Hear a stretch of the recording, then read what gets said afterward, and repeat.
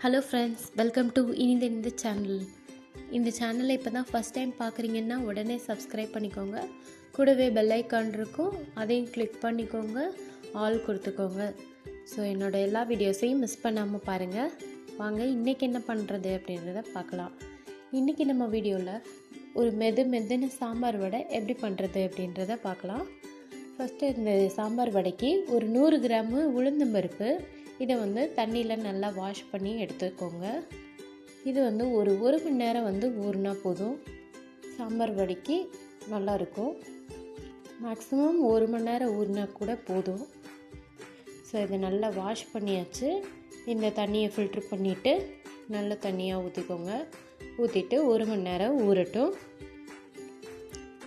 1 மணி நேரம் ஊறினதுக்கப்புறமா இதை கிரைண்டரில் நம்ம அரைக்க போகிறோம்.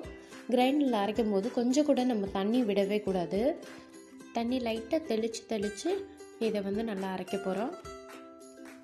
ஸோ இதை நல்லா ரொம்ப நைஸாக அரைக்கக்கூடாது. உளுந்த வடைக்கு மட்டும் எப்போவுமே கொஞ்சம் ஒரு பதம் விட்டு தான் அரைக்கணும். ரொம்ப வலுவலுன்னு அரைச்சா கூட அது நல்லா மெத்துன்னு வராது. ஸோ உங்களுக்கு தட்டுறதுக்கும் சரியாக வராது.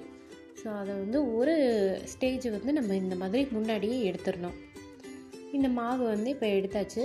எடுத்ததுக்கப்புறமா இதில் கொஞ்சம் கொத்தமல்லி கட் பண்ணி போட்டிருக்கேன். கொஞ்சம் 2 ஸ்பூன் அளவு சீரகம் சேர்த்துக்கலாம். 2 ஸ்பூன் அளவு மிளகை தட்டிட்டு சேர்த்துக்கோங்க. அப்புறம் ஒரு பெரிய வெங்காயம் சின்னதாக கட் பண்ணியிருக்கேன், அதையும் சேர்த்துட்டு இதுக்கு தேவையான அளவு உப்பு அதையும் போட்டுட்டு ஒரு பச்சை மிளகா சின்னதாக கட் பண்ணி வச்சுருக்கேன், அதையும் சேர்த்துக்கலாம். ஸோ பச்சை மிளகா உங்களுக்கு சின்னதாக கட் பண்ணணுன்னா கட் பண்ணிக்கோங்க. ஏன்னா சின்ன குழந்தைங்களாம் சாப்பிடும்போது பச்சை மிளகா கடிச்சிருவாங்க. ஸோ அதனால் கொஞ்சம் பெரிய சைஸில் கட் பண்ணி போட்டுக்கலாம். இதுக்கு மாவுக்கு தேவையான அளவு உப்பு சேர்த்தாச்சு. ஸோ இப்போ நான் ஒரு 2 ஸ்பூன் அளவு அரிசி மாவு இதில் சேர்த்துக்கிறேன். அப்புறம் இதை நல்லா மிக்ஸ் பண்ணிக்கோங்க. மிக்ஸ் பண்ணி தனியாக எடுத்து வச்சுருங்க. இப்போ நம்ம இதை வடை தட்டி எண்ணெயில் பொரிச்சு எடுக்க போகிறோம். ஸோ ஒரு பாத்திரத்தில் எண்ணெய் வச்சுக்கோங்க.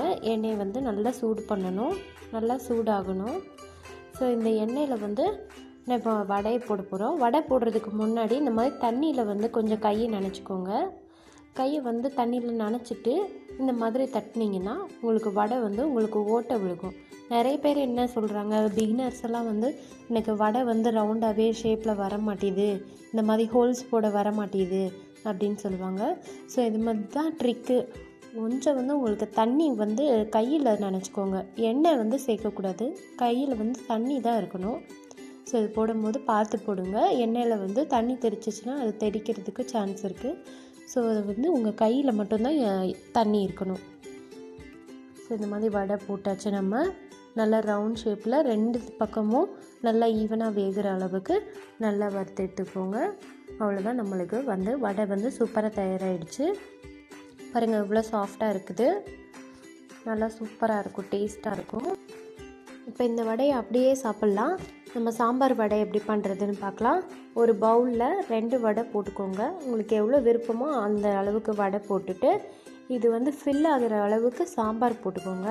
அப்போ தான் நல்லா இது ஊறும். ஒரு மணி நேரம் நல்லா ஊற வச்சிங்கன்னா நல்லா சூப்பராக நம்மளுக்கு சாம்பார் வடை தயாராகிடும். இது கொத்தமல்லி இலை போட்டு நம்ம சர்வ் பண்ணிடலாம். ஸோ சூப்பரான சாம்பார் வடை நம்மளுக்கு தயாராகிடுச்சு. Thank you friends.